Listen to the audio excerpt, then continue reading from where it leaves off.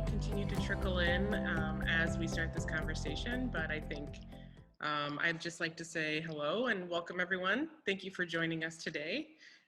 My name is Katie Coca-Polite and I am Assistant Curator here at Krannert Art Museum.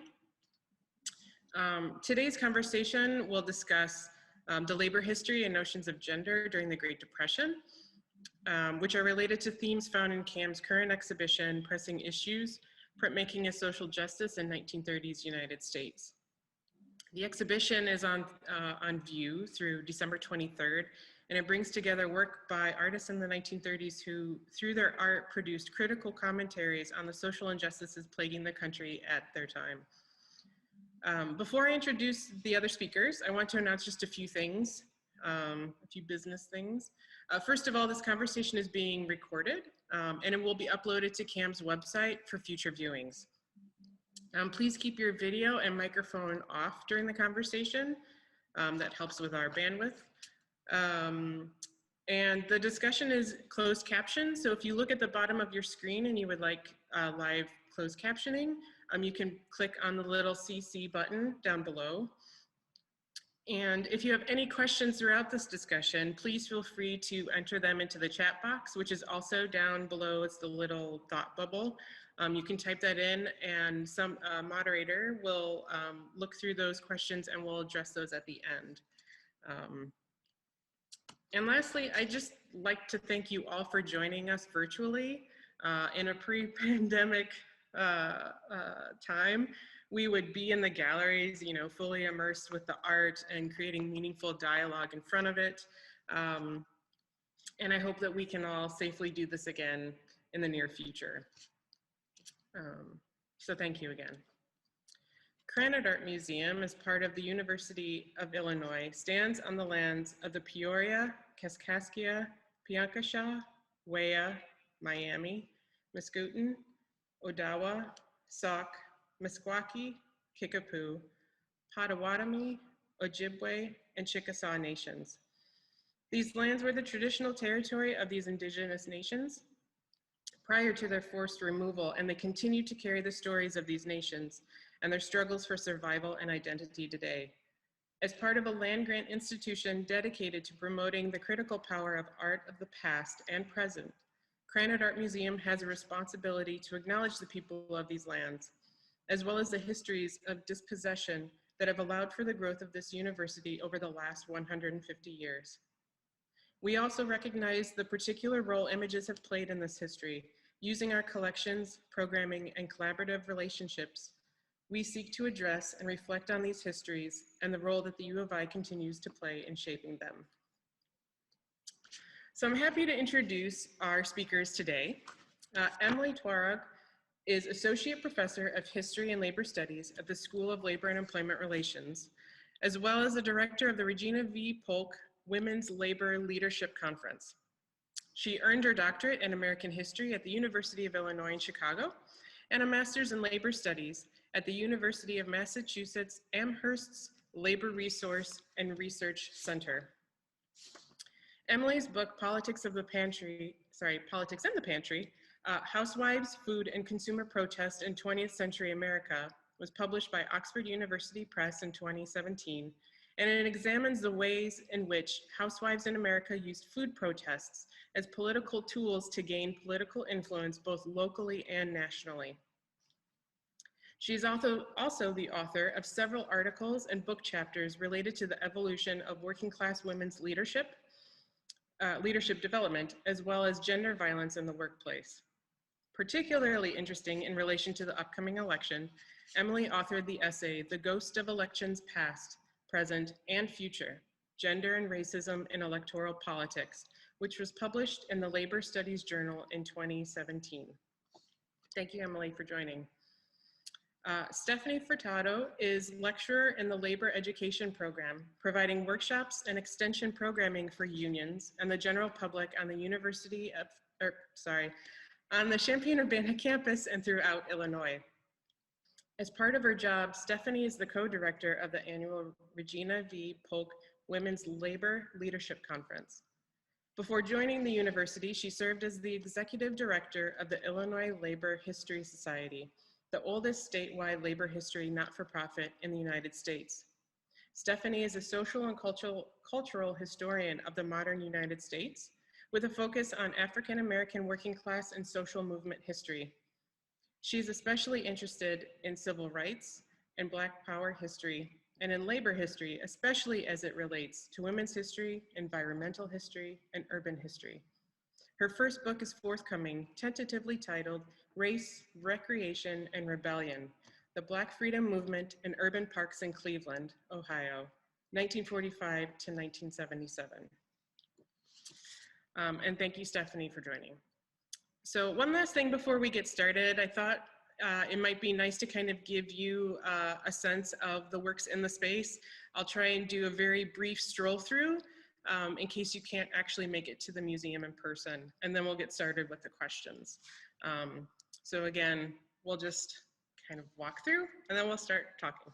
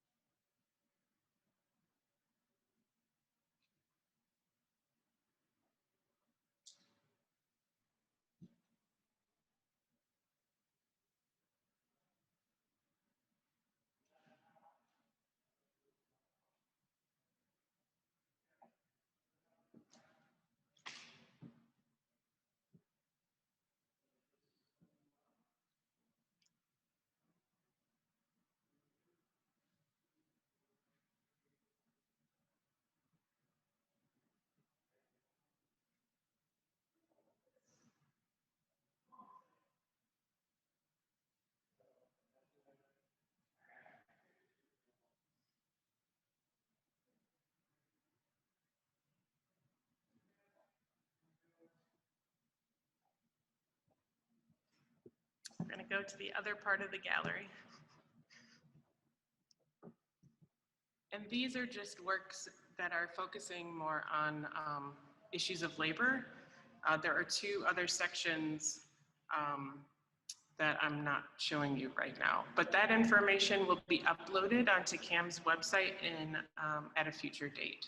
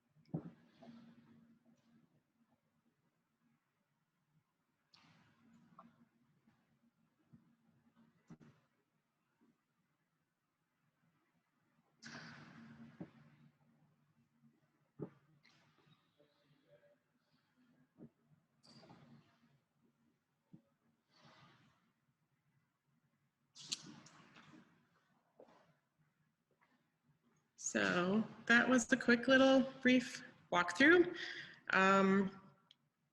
So again, we can start the conversation. I'm going to share my screen with a PowerPoint presentation. And so Stephanie and Emily, let me know when you want me to move the slides forward. But I'd really just like to start off the conversation with a broad understanding of labor during the Great Depression. So the majority of the prints included in Pressing Issues were produced under the Work Progress Administration, its Federal Art Project, which was a relief program for visual artists under President Roosevelt's New Deal that he enacted during the Great Depression. While highlighting everyday experiences of the working class, some of which they personally experienced, the artists critique various social injustices through their prints, including commentaries on labor conditions. There are artists who focused on strikes and unions, child labor, the bleak and unsafe conditions of sweatshops and coal mining, the psychological strife caused by industrial work, the effects of work insecurity, among others. Although the Great Depression was a period of extreme economic hardship, can you expand on some of the positive policy or legislative changes that occurred during the 1930s, specifically relating to labor? And I will share my screen now.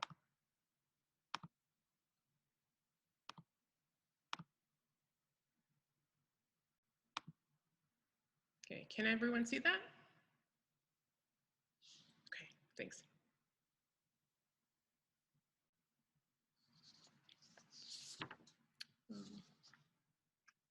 I guess I'll start. So yeah, I think that what is often maybe not remembered about the 1930s is that while the Great Depression was going on, it was one of the greatest times of labor militancy in the United States. So then two of the prints that really stood out to me, if you want to forward through the next two slides, in really sort of capture this idea of the different kind of issues that workers were trying to fight for. So for this one and then the next one, which is of a protest in front of a house, a strike protest. And I think that these two prints really sort of capture the labor actions that were going on at the time. And when we do think about labor in the 1930s, we often think about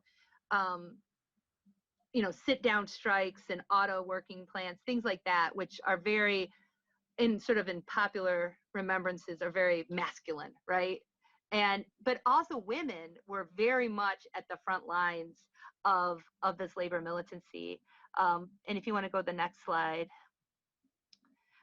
from general strikes from the International Ladies Garment Workers Union, both on the East Coast and in California, where you see, the Spanish language flyer because most of the workers were Mexican.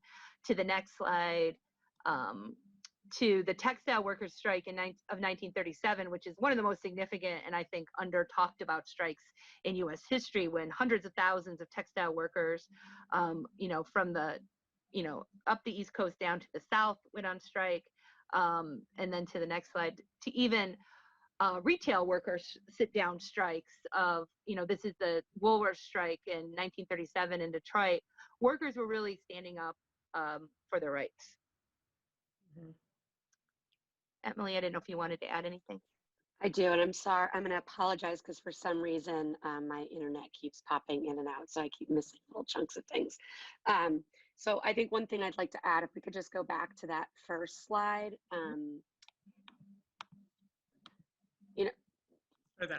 That one, yeah, Ida Abelman's. I think this print tells us so much about what's going on in the 1930s, and I was really struck by it. And I was also, impacted by, this print is finished in 1937. It's called My Father's Father Reminisces. It struck me so much as kind of influenced by Diego Rivera's print, massive murals in Detroit, depicting the rise of industry.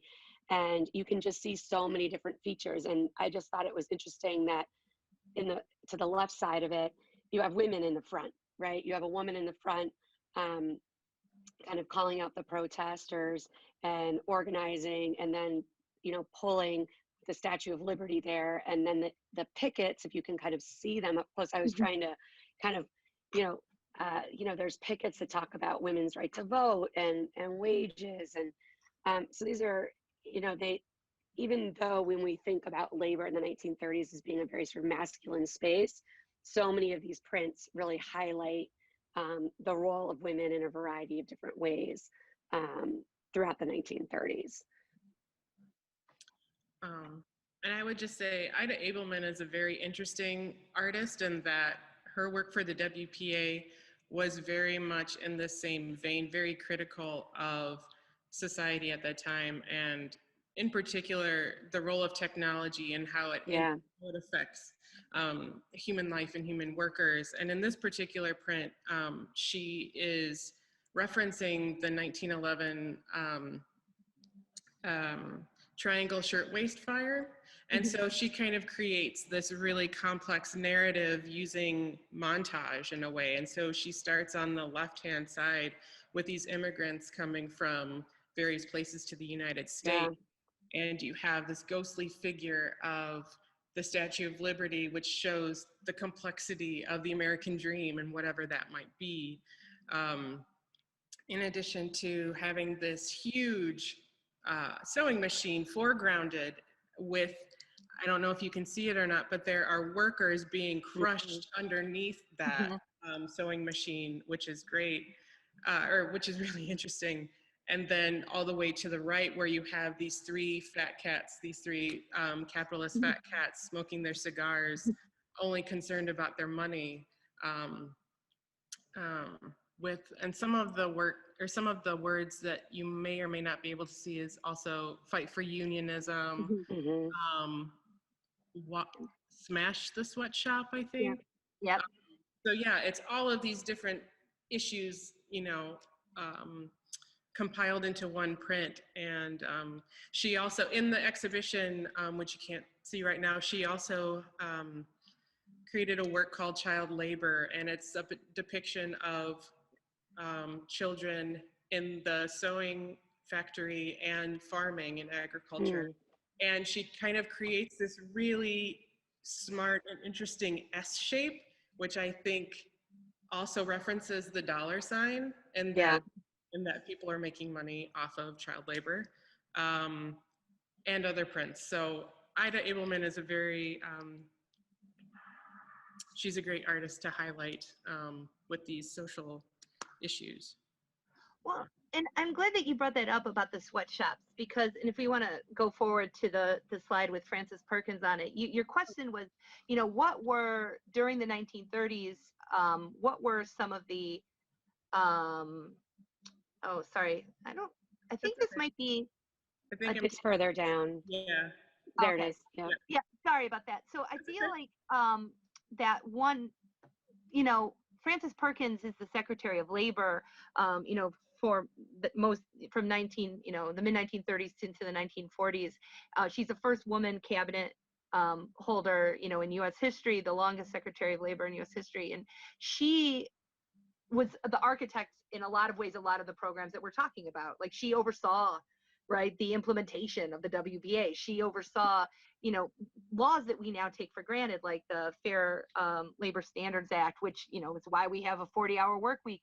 But the thing that really animated her in a lot of ways was, well, two things. One, she spent time in Chicago and she worked out of Hull House. But two, she witnessed the Triangle Shirtwaist Fire. Exactly. And that horrific event, right, in New York, where 146 people died in this terrible, industrial fire. And that those experiences, the kind of experiences that are depicted in the print, is what motivated her, right, to spend her life, trying to legislate some of these laws that we now, although I think you could ask the question, how many of us really do work a 40-hour work week now? But we understand the work week to be 40 hours, right? There's an expectation like that. Our work day is supposed to be kind of like, well, this is based on office work, but sort of 9 to 5, 5 days a week with a weekend, and all of that is really constructed in the 1930s under Frances Perkins, during the Roosevelt administration, after decades and hundreds of years of protest around fighting for the 8-hour day. And you see that showing up in different prints, that idea of the 8-hour day and the regulation of the workday. And like Stephanie said, the Triangle Shirtwaist Fire is this pivotal moment for Frances Perkins, who's already doing work around labor rights in New York State, but really drives the rest of her career, witnessing, essentially women throwing themselves out of a 9-story window in broad daylight in downtown Manhattan, right? So that would have an impact on anybody, and clearly it does on the artists as well. And some of the other programs, I mean, that also resonated around gender in the 1930s are programs like the Conservation Corps, Conservation Civilian Corps, right, which takes young men, typically unmarried young men, and puts them to work throughout the country, right, building what we now use as our state parks, and building the electrical system in the Tennessee Valley, and doing all sorts of work to build basically much of the technology we kind of take for granted today, and then sending those funds back to their families. And then the other program that I've become a little bit obsessed with lately is the Pack Horse Library Initiative, which sent women out into rural communities throughout Appalachia on horseback to distribute library books during the 1930s. And that program was seen as incredibly radical throughout the area, because there was a real fear that these women were spreading radical ideas, ideas of socialism and communism and women's rights, and because people really felt like they shouldn't have any other book in their home other than the Bible in many communities. And so here they were bringing in magazines and novels and history books.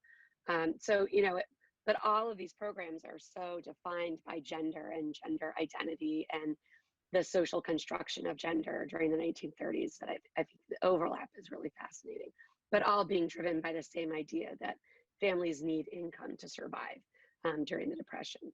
Mm-hmm. Right. May move on. Do you have anything else that you want to address on that, or can we move on to the next question? Oh, go ahead, move on. Okay, great. Perhaps no single industry was more front and center to the burgeoning labor movement in the United States during the first few decades of the 20th century as mining, and as reflected by the number of prints having to do with mining in pressing issues. Often the story of mining and labor focuses on the stories of the men in the mines, yet women often played important and understudied roles in what have come to be known as the mine wars. And how did gender, labor, and mining intersect in the 1930s? And and one of the things that I think is so striking about these prints, and if you want to go ahead forward to some of the mining prints, is that, and this is just, sorry. No. The real quickly. So what you see though is with all of the labor strikes and the advance of labor law, for the first time, there's a law that people can actually form and join a union especially in the private sector. You see this huge increase that starts in the 1930s to the 1940s, where basically 1 out of 3 people who were workers were in a union, which now it's just over 10%. So it was a very different world that sometimes I think it's hard for us to imagine. So all of that activity and protest actually had tangible results. And but going to the mining, I think it's striking just how much these prints really are speaking to what was going on in society at the time. So this is a really, I think, a really powerful picture of a miner who has been in an accident. And just in the 1930s, more than 13,000 people in the United States died in mining accidents. It was an incredibly dangerous industry, and a quarter of the nation's bituminous soft coal is in Illinois. So it was an incredibly important industry in Illinois, and so scenes like this would just have resonated, right, with the people in our state, would have resonated with people in West Virginia or in different places, because it was their lived experience. Mm-hmm. And if you want to scroll through some of the other prints. Okay. What I also think is interesting is that in this particular print, Michael Gallagher was not a miner. However, his brother and his father was. They mined in the anthracite mines in Pennsylvania. And so he had first-hand experience, or at least knowledge of what was going on in the mines. And what is interesting in this work is that you're not looking at miners who are tall, thin, slender. You're looking at these very strapping, muscular men. And there were a lot of artists, or I shouldn't say a lot, there were many artists who were politically affiliated with the Communist Party, or at least sympathized with them. Some of the artists in this exhibition were, whether they went to John Reed clubs or were card-carrying members of the Communist Party in the USA. However, I think different perspectives and different people read things differently. So in this particular instance, someone from the Communist Party may be looking at this as more of like the proletarian worker, and they really didn't depict women in this particular way. It was all about, male as laborer. Or if you looked at it in a different way, it could be the fact that that these mines are actually, they're not injuring people who can't take it. They actually are injuring these again, these really strong bodies, and it's still kind of, they're succumbing to those mines. Yeah, I don't know. I just think that this is, in particular, this is interesting that it's not just, it's condemning the industry in a way. Yeah. It is, but it's also, and you see this in the postal workers murals that, were painted at the same time. And I think too, part of it is, thinking about that this is a US government funded project, is that there is this desire to show the robust vitality of labor in the United States, when that is very much in question, when, there's breadlines, and people, but this idea that, that US labor is strapping, that it's going to come back. And this, even in, something like this that shows, like you said, it's a tragic picture, but it's also showing the strength of the miners. And there is definitely an interest by these programs to sort of forward that. So it's these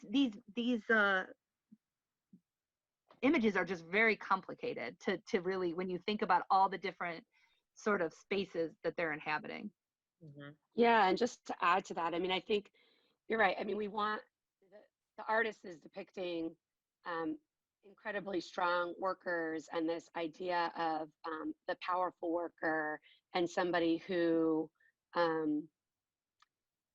sort of this idea that despite the fact that they're carrying somebody out, it's the mine that killed them, not their own bodies, right? But interestingly, this is made around 1935, when in the midst of the Great Depression, like Stephanie said, there's breadlines, and there's a national meat boycott, where the narrative of that meat boycott is that men are not getting enough food, and in particular, they're not getting enough red meat to sustain their bodies to do exactly this kind of difficult, hard labor, right? So the narrative being created by the women during this time, who are leading these kinds of food boycotts and trying to draw attention to the fact that families don't have enough money to put food on their table, and that in the midst of a depression, without any kind of regulation around food prices, the government policies like the Agricultural Adjustment Act, as well as the industry, the meat industry itself, are driving up the high cost of food. And so how is it possible for a miner such as this to actually sustain that body, right? In the midst of the depression, when people are not even, when the expectation is that you should have a meat on the table for each meal, or at least for dinner, that's not possible, right? And there's all sorts of, there's, writers. John Updike writes a short story about this. There's fiction, short stories and novels that are coming out around food, and how people are being deprived of food, and in particular, how that's impacting the male worker. not, you know, and the ripple effect that that then has on the family. The other thing I wanted to add to this is, if you flip to the next slide, is just this, how violence is depicted. Because you have two scenes here of, you know, death. The first one that we were just looking at, right? Clearly, the narrative is that this man has died from something within the mine, you know, some injury from the mine. But this one, where you see protesters and the mine security forces or police have put, you know, the image depicts the murder of a protesting miner, right? So mining is dangerous because the work itself is dangerous, but it's also dangerous because if you want to have a good wage and hours and health and safety, you're putting your body between the mine owner's police force and the workforce. And so you see that, you know, that depicted here, which I think is also incredibly powerful. I mean, that's what the mine wars really are. And then in Illinois, it becomes even more complicated with two rival unions battling one another for representation within the mines. And so you have another layer of violence onto that. Right. Steph, you looked like you were going to say something. No, yeah, I was going to say that's in, you know, in the 1930s is sort of the peak. Like when people talk about the 1930s and mining in Illinois, they call it the mine wars. And it was between the workers and the mine owners, but also between these two. And, you know, if you go down to Southern Illinois, and, you know, I've done this several times, they'll tell you which, like, old timers will go house by house and be like, they were part of this, they scabbed for the company, they were part of this union, and like the memory is so deep. And if you want to scroll forward, I think a couple of slides, there's a really powerful picture of the mine workers' wives. Just go back one to the, sorry, one more, yeah, to the mine workers' wives. And what is frequently not talked about is that women also played a really important role, and especially with the Progressive Mine Workers of America. The next slide, I'm sort of becoming, a little bit obsessed with Agnes Burns-White. She is this woman in Southern Illinois who is part of the Progressive Workers of America. She helps form the Women's Auxiliary to the mine workers, and she helps lead in January of this year, of 1933, this march on the Capitol of women. And they all have on these white headbands and these like long black skirts, and there's between 8,000 and 10,000 women. And they, you know, march to the governor's house, and they're basically saying, you know, they're asking for fair treatment in the mines. They're trying to bring to light some of the violence that they're facing in the community, but they also have demands like, we need unemployment insurance.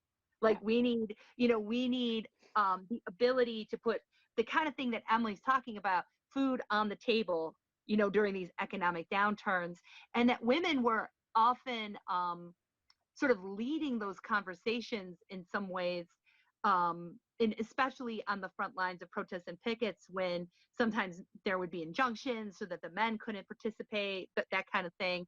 And that's not unique to Illinois. I mean, that happens throughout mining history. But Illinois has the largest number of, I mean, we think of Appalachia as like this huge mining area, but Illinois, correct me if I'm wrong, Stephanie, I mean, it has like one of the largest memberships of miners, unionized miners in the country. So, you know, Illinois was a central pivotal point, not to mention the fact that it also was kind of this gateway to the West, right? People coming through Chicago, and Chicago being seen as like the modern representation of industry and labor organizing. I mean, it's home to many of the first local unions. And so Illinois plays a really significant role in that sort of way that the mine wars play out. And then I think it's the next slide, we have Mother Jones, is that? So Mother Jones, who is, you know, a better known advocate of the miners than Agnes, although because she travels around the entire country, Agnes's narrative is mostly in Illinois. You know, Mother Jones is the hellraiser. She travels all throughout the South, the West, up into Milwaukee, leads a children's march from Philadelphia to Long Island against child labor to Teddy Roosevelt's house, remakes herself in the second half of her life as a labor angel, basically, as a woman who is willing to go and stand between the industrialists, the mine owners, and the workers, and to push the workers to be more militant and not to be afraid of the owners, and is repeatedly thrown in jail in multiple states, is thrown out of states, thrown out of Colorado before, during the Ludlow mine strike, and ends up being buried here in Illinois in Mount Olive. This is her monument in the Mount Olive Cemetery, which is the only Union cemetery in the state, in the nation. And it was built by the mine workers, because was built by the Progressive Mine Workers of America, right? Mm-hmm. Not the Mine Workers Union. So that was an interesting distinction, because miners were not permitted to be buried in their towns because of their organizing activism. So they ended up building their own cemetery. And so we often take our students, our adult students that we teach through the labor education program, which is the next slide, to the Mother Jones monument. So this is one of our classes. Which year is this? This is 2019. Yeah, 2019. Yeah, pre-pandemic. Do you want to talk about this slide? Yeah, so you mentioned in our bios that we both teach we both are co-directors of what's called the Regina V. Polk Women's Labor Leadership. This is a program where we go down to Southern Illinois with current rank and file union members that are women, and it's a 4-day program where we teach them about labor history, the labor movement, and how to develop their own leadership within their unions. And one of the things that we do is we bring them on a field trip to Mount Olive to visit this memorial, and everybody reads different quotes from Mother Jones. She had, some really fantastic quotes. You could see some of the women are holding them up. And we always take our picture, and it's always one of the highlights of the program. But and I think that's one of the things, monuments, some of the prints that that we're talking about now, these visual representations connect us to this labor past and the labor story, and preserving them and letting people see them is so important for us to understand where we are today in terms of our labor rights. And we still have more work to do. I really like that quote. I'm told I'm a dangerous citizen, and you can bet I am a dangerous citizen, and I'm glad I am. So yeah.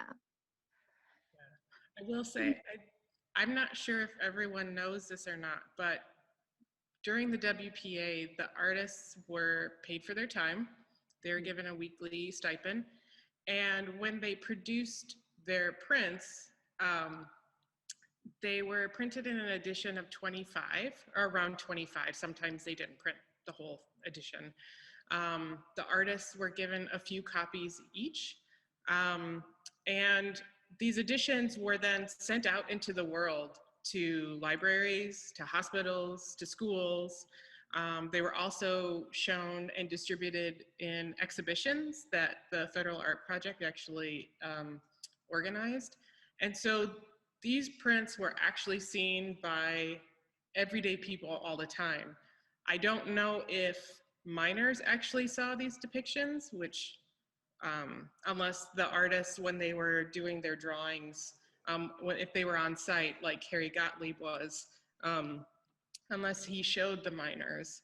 But it's interesting to think about how they were also interpreted back then as well, and as how we can understand that history and how far we've come today. But I just wanted to interject that a bit.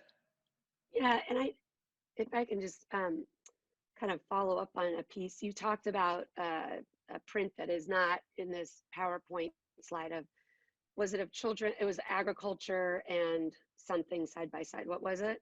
It's in the shape of an S. On the top, there are young girls who are sewing at a sewing. Okay, that's right. That's in the background. And then on the bottom, there are two young men picking harvesting food. So, the other quote here we see is racism is the game that has been played by the ruling class to divide the working class. This must stop.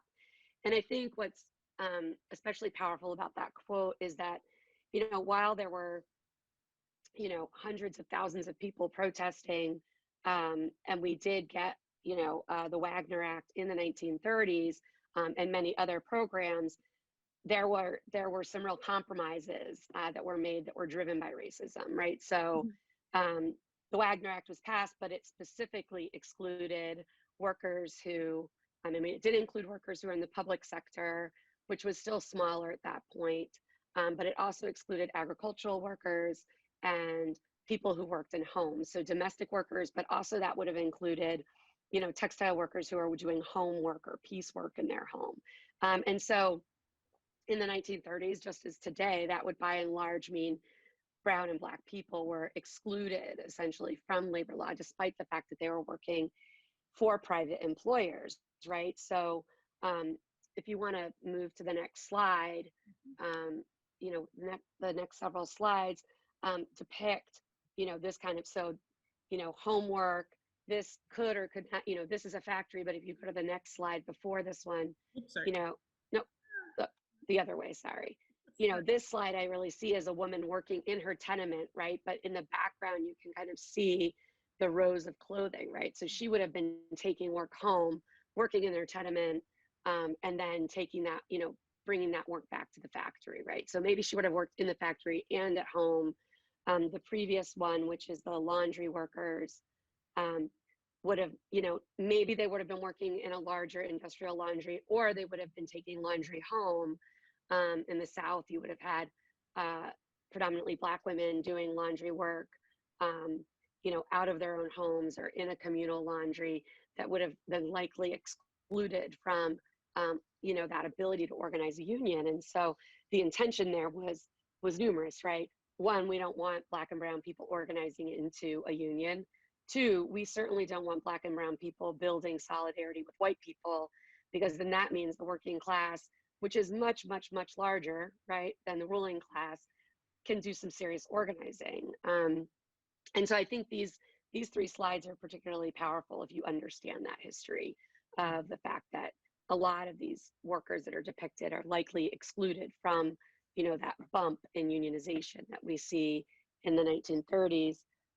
However, in the 1940s, when we go to war, there is this brief opportunity where, especially women of color, Black women are given, are given the opportunity to leave that laundry work or that textile work and go work in munitions factories or other kinds of factories, not without a lot of protest to make that happen against the federal government with threats of protest.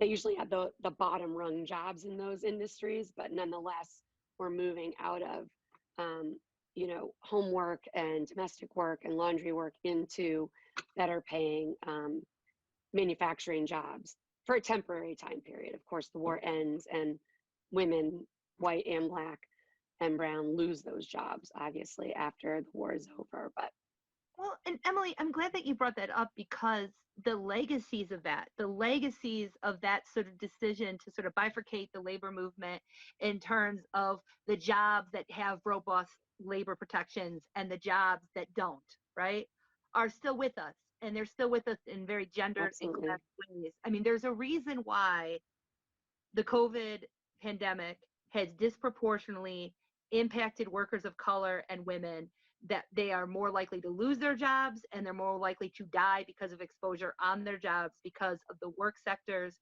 that women and workers of color are still pushed into, right, have less robust labor protections than other sectors. And that they don't have unions, service workers don't have unions by and large in this country to advocate for them. And we're talking about the 1930s, when sort of the bedrock of labor policy in this country was passed, and I would argue, has not been updated in the ways that it should have been, as you know, our economy switched from a mostly industrial economy to a more service sector economy to now what is increasingly becoming a gig economy, and the labor law hasn't kept up with it. But that legacy of gendered and racial discrimination is what we're living with today, and why we are still seeing some populations being more vulnerable. The pandemic, I think, is shining a spotlight on issues that have been going on, you know, for more than a century in terms of labor.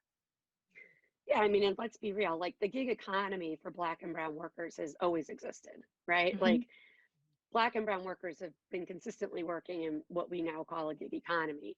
It now impacts tons and tons of white people, right? So it has a name now and gets a lot more attention, but and it's obviously much larger, and you know it's more complicated than that. But if you look at, you know, generations of workers, you know, that are Black and brown, you know, folks who had you know, enslaved folks in their families background, you move to sharecropping, you move to piecework. I mean, that is the gig economy. That is unstable, poorly paid work, right? That offers no labor protections.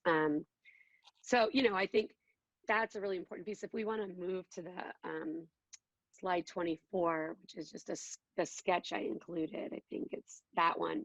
One of the reasons I wanted to include this sketch, it's a cartoon that comes from the 1940s. The Auto Workers Women's Auxiliary had this sketch in one of their newsletters early on, and it's about 1942. And what I like about this sketch is that oftentimes when we think about organizing in the 1930s, we put the factory, which you see to the left with the smokestacks, at the center of our narrative. Like the factory and the workplace is at the center. But what women understood, and I think also I would argue what communities of color have understood, is that in fact the home is really the centerpiece. The home is where the income and the wages come in and then go back out again. The home is where you establish your community, right? So the women's auxiliaries understood this, that if you put the home at the center and then radiating out from that is, you know, the workplace with the union hall and the store and your, you know, house of faith and the city hall and the school and all of those other pieces that you see together, that's really that's how organizing should be centered.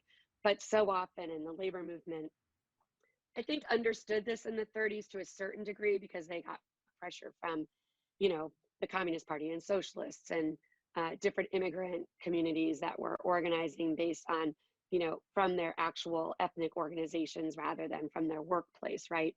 In the UAW, when they were organizing, General Motors and Ford had organizing committees based on language, right? There was the Polish organizing committee, and there was the Black organizing committee, and there was the women's organizing committee, and there was the Spanish speaking and the Italian speaking organizing committees, because they understood that you had to organize based on race and gender and language and immigrant status. The labor movement kind of pushed that off to the side by the late 40s when they'd had this 1 in 3 number. When we got to 35% union density, there was this sense that we're now, you know, part of the economics system that drives America. And so this model of organizing that we see here was cast aside, which I think if you look at like the long history of labor and organizing is a huge problem in the strategies, because now a lot of unions, especially unions that represent service sector workers, have gone back to this organizing model of putting family and home at the center rather than the workplace.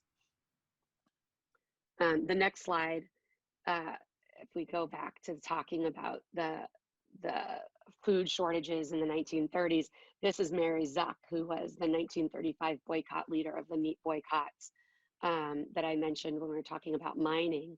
And while she started organizing in Hamtramck, she became a national figure in the 1930s around the high cost of food and the high cost of living. And this is how a lot of women got their organizing start before they started organizing in unions within the Congress of Industrial Organizations. And so I always like to give her a shout out, because her moment of time was bright for a while and then dimmed out, and she kind of falls out of the narrative, unfortunately, as do many women, right? Many of the women we're talking about we don't have names for them. We just have images of them, but we know that they were doing this organizing. We just can't follow their archival trail very easily. But Mary Zuck is one of those women that can be talked about. And I think the next couple slides are just some images of various protests. This is, downtown Hamtramck during the 1935 meat boycott. This is another image of Mary Zuck, who goes on to run for city council and is the first woman elected to the Hamtramck City Council. And then I think the next slide, is a organizing campaign with a young Walter Reuther, who becomes kind of the legendary UAW president into the 1970s. This is him as a young man handing out organizing flyers to the Women's Auxiliary. So just some other images. And this final slide is a Detroit Housewives League, which is an African-American organization of women who were doing very similar organizing in Detroit and across the country around high cost living, although often segregated from the labor movement. So similar kinds of narratives, stories and protests around the high cost of food, but I found very little evidence, at least in Detroit, of overlap with both the sort of women's auxiliaries of the labor movement and the Housewives Leagues, which is attributed, of course, to the deep segregation in the North, and specifically in Detroit. And I just wanted to say that's really interesting. I love the sketch that shows that the home is at the center. In the 1930s, specifically in the WPA, you see a lot of artists depicting women in the domestic sphere. That's oftentimes women are just depicted in that scene. And what I wanted to do with this exhibition was actually find women being active. They could still be in the domestic, but actually doing labor, active in a certain way. And I found that it was primarily when that was actually happening, like the woman hunched over her sewing machine. That's by Reva Helfand. The sleeve pressers with the African-American women all in their white uniforms, that was also a woman. And you usually don't see, and I should say, if you do see a woman in some kind of sweatshop or industry scene, oftentimes her back is to the viewer. So she's there, but she's not really acknowledged. Right. And so I wanted to show that yes, I mean, women were a vital part of the economy in the 1930s. And they were really, you start to understand more that women workers were also, fighting against this masculinity that, male workers, and how married women couldn't get a job if their husbands were unemployed. They just couldn't do it. Or they had a really hard time finding employment if their husband was unemployed.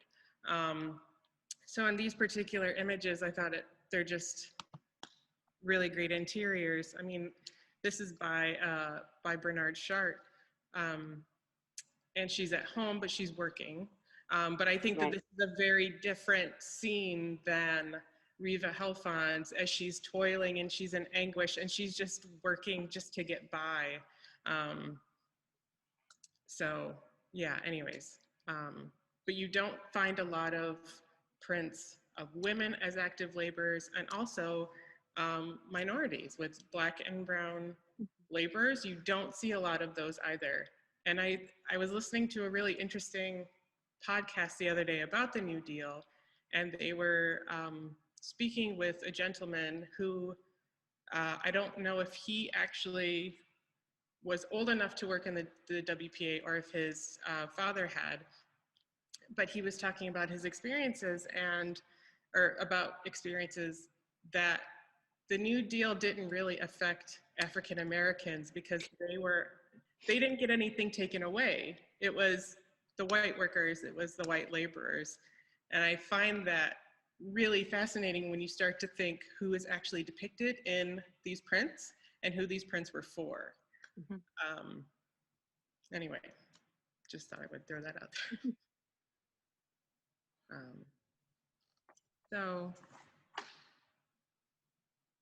We're getting to the hour point. If do you have anything else you want to mention, Stephanie or Emily? Not only that, thank you for doing this exhibit. I mean, it's really, the prints are just amazing. And I think we were saying this right before we opened up, with just when we think about the current moment in time that we're in, where people are, where we have this astronomically high rate of unemployment, where families are struggling for childcare and balance their, if you have the luxury to be able to work from home, and then the privilege of getting to help your child with e-learning while you're also working from home, etc. That our government currently can't even make up their mind about, like, sending a several $100 check to families, when during the 1930s, I mean, as flawed as many of these programs were, we're creating government-funded programs to fund artists and laborers and other folks to bring money home, is something that, I think deserves this attention, and with its flaws and all. So thank you just for putting such a great exhibit together, and as well as this forum. Yeah, and I think that thinking about how these prints reflect our understanding of work, and I think frequently, when we were asked to do this talk, and we have this conversation about, like, what is gender and labor in the 1930s. And again, I'll go back to what I said at the beginning. It's the Flint sit down strikes, right? It's this sort of robust labor movement on the march that's often very white, often very male. But what if we expanded our view of labor to think about not just what's happening on the factory floor, but the kind of work that Emily's book does? Labor is also something that is very much done in the home, very much done by women every day, who are figuring out how to keep food on the table, how to keep their kids fed. And right now, in this moment, a lot of people are facing that same issue, that there's the work outside of the home, but also the work inside of the home, and how the two connect, and how race and gender inform that, is something that I think we as a society still are wrestling with, and as a society still haven't completely figured out. I was thinking about, if we had a different government, that valued the arts, and valued putting people back to work, and we ran a program like this today, what would be the images, right? I mean, I think, we might have images of grocery workers, or, frontline workers. We definitely would have images of doctors, right? But would we also have images of, a harried mother who is, works in the corporate world on a Zoom trying to juggle her students? What would murals like labor be today?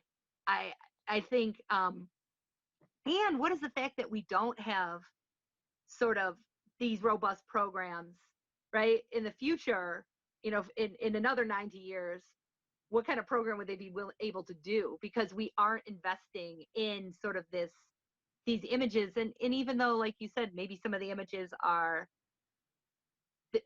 they're depicting certain things and maybe leaving other things out, right? Like the women's whose backs are turned.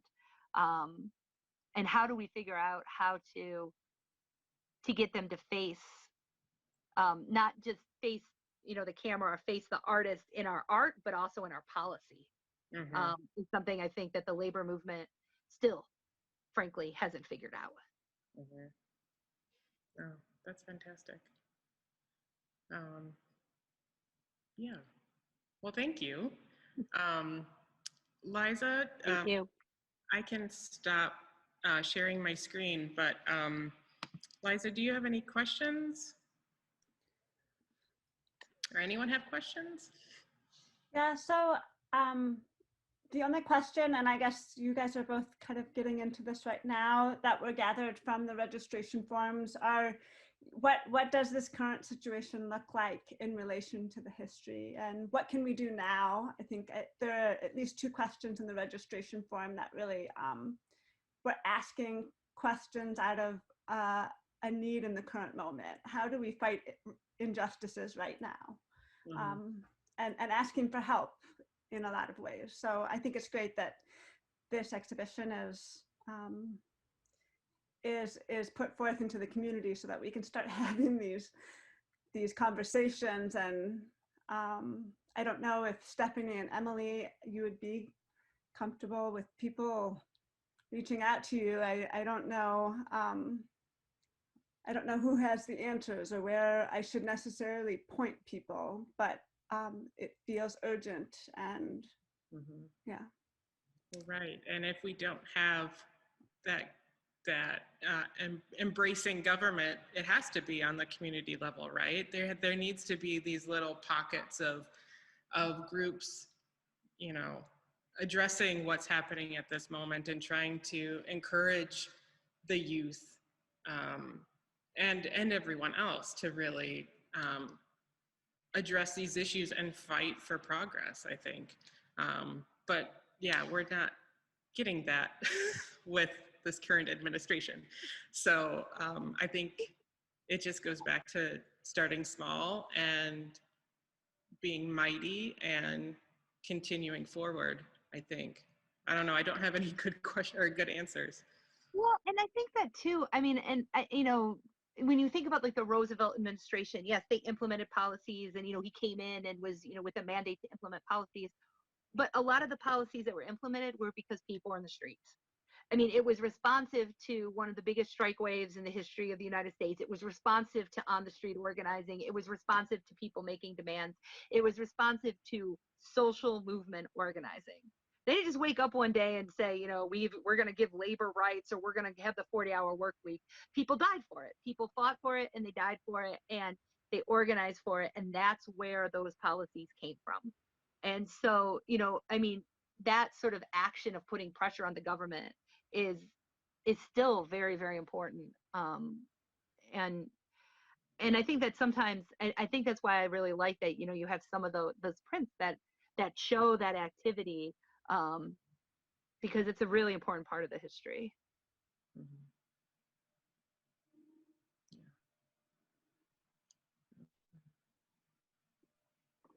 don't know. I'm not quite sure what else we should say, or if we should just. This was really great conversation. I can't thank you and you, Stephanie and Emily, enough. This has been Happy to do fantastic. it. Thank you so much for having us. This is very enjoyable. Yeah, and again, I wish we could Yeah. all be here in person, but yeah, we'll see. And for folks that are local, they can go and see the exhibit. They can.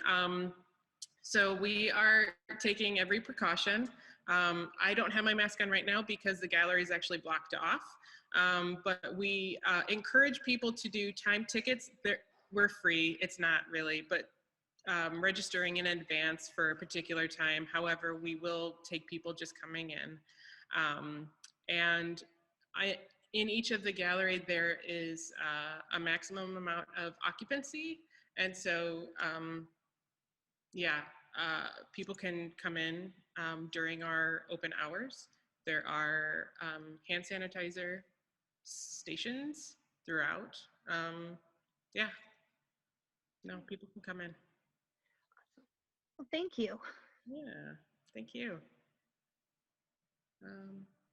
And if anyone's interested, I'm teaching a 2-session labor history class later this month via Zoom.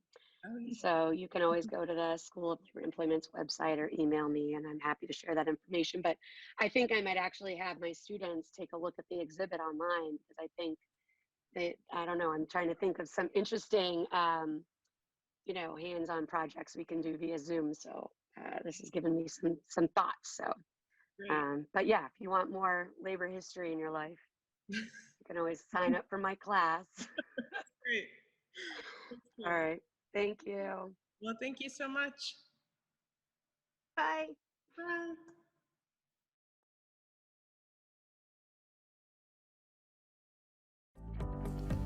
Thank you for tuning into CUI's TV. We hope you enjoyed the show.